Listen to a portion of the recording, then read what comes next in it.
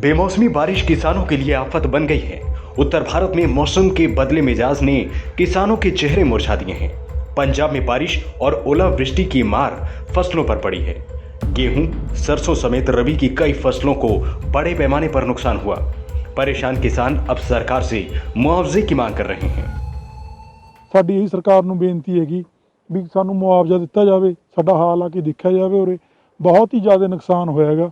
ਪਹਿਲਾਂ ਕਣਕ ਨੂੰ ਸੁੰਡ ਖਾ ਗਿਆ, ਹੁਣ ਜਿਹੜਾ ਤੁਸੀਂ ਦੇਖ ਹੀ ਰਹੇ ਹੋ ਹੁਣ ਕਿਵੇਂ ਗੜੇ ਪੈ ਗਈ ਕਣਕ ਤੇ, ਬਿਲਕੁਲ ਵਿਛ ਗਈਆਂ ਕਣਕਾਂ। ਸਾਡੇ ਬਹੁਤ ਮੀਂਹ ਪਿਆ ਤੇ ਗੜੇਵਾਰੀ ਹੋਈ ਹੈ, ਸਾਨੂੰ ਮੁਆਵਜ਼ਾ ਦਿੱਤਾ ਜਾਵੇ। ਨੁਕਸਾਨ ਸਾਡਾ ਪਹਿਲਾਂ ਜੀਰੀ ਤੇ ਹੋ ਗਿਆ, ਬੇਦ-ਬੂਦ ਬਹੁਤ ਪੈ ਗਿਆ, ਸਾਡੀ ਜੀਰੀ 'ਚ ਫੂਸ ਬਣ ਗਿਆ।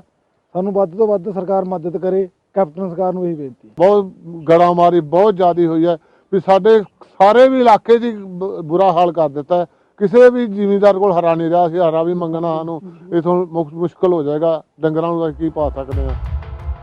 कृषि विभाग का भी मानना है कि इस बेमौसमी बारिश ने फसलों को काफी बर्बाद किया है। सबसे ज्यादा नुकसान गेहूं को हुआ है।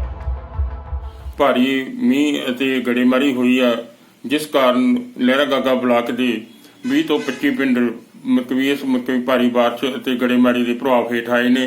ਜਿਹੜੇ ਲਹਿਰੇ ਗਾਗੇ ਦੇ ਪਿੰਡ ਹੈ ਜਿਨ੍ਹਾਂ ਦੇ ਵਿੱਚ ਜ਼ਿਆਦਾ ਗੜੇਮਾਰੀ ਹੋਈ ਆ, ਉਹਨਾਂ ਦੇ ਵਿੱਚੋਂ ਲਹਿਰਾ, ਖਾਈ, ਸੇਖੋਆ, ਗਾਗਾ, ਖੋਖਰ, ਸੰਗਤਪੁਰਾ, ਕੋਟੜਾ ਲਹਿਲ ਅਤੇ ਆਲਮਪੁਰ, ਅਲੀ ਸ਼ੇਰ ਕਾਲੀਆ ਆਦਿ ਪਿੰਡਾਂ ਦੇ ਵਿੱਚ ਗੜੇਮਾਰੀ ਹੈ ਜਿਹੜੀ ਉਹ ਹੋਈ ਹੈ।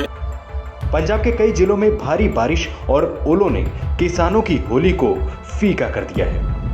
News PHH report.